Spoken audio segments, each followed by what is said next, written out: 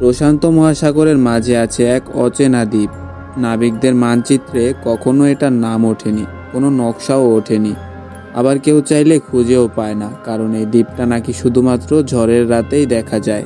সূর্যের আলো উঠলেই দ্বীপটা কোথায় যেন হারিয়ে যায়। অনেক শতাব্দী আগে কিছু বণিক নাকি প্রথমবার দ্বীপটাকে দেখতে যায়।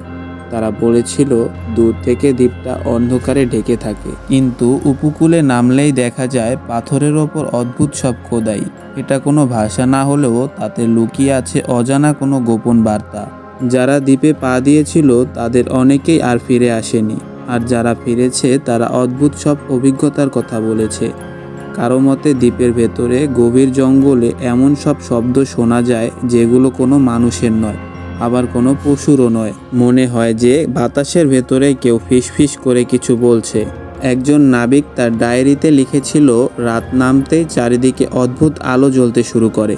মনে হচ্ছিল গাছগুলো জোনাকির মতো ঝলমল করছে, তবে কাছে গেলে কিছুই দেখা যায় না। আবার হঠাৎ মনে হলো কেউ আমার নাম ধরে ডাকছে, অথচ আশেপাশে কাউকেই দেখতে পেলাম না। দ্বীপের চারপাশে প্রচুর জাহাজডুবির প্রমাণ পাওয়া যায়। ভাঙা কাঠ, মরিচিকা ধরা লোহার বাক্স আর পুরনো মঙ্গল, সব কিছুই যেন বলে দেয় এখানে কোনো অদৃশ্য শক্তি কাজ করে। কিছু রহস্য তো এখানে অবশ্যই আছে।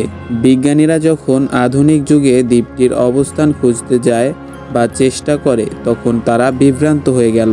স্যাটেলাইট ছবিতে দ্বীপটা মাঝে মাঝে দেখা যায়, আবার কয়েকদিন পরেই সম্পূর্ণ অদৃশ্য হয়ে যায়।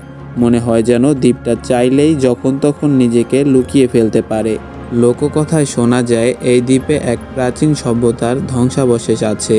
তারা নাকি সময়কে নিয়ন্ত্রণ করতে পারত।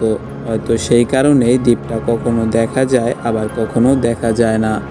সবচেয়ে রহস্যজনক হলো এই দ্বীপে গেলে সময়ের হিসাব মিলে না।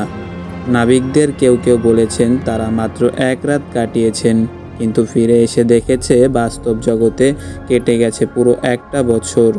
আবার কেউ বলেছে তারা মাত্র 3 দিন থেকেছে, অথচ বাইরে সময় গেছে মাত্র কয়েক ঘন্টা।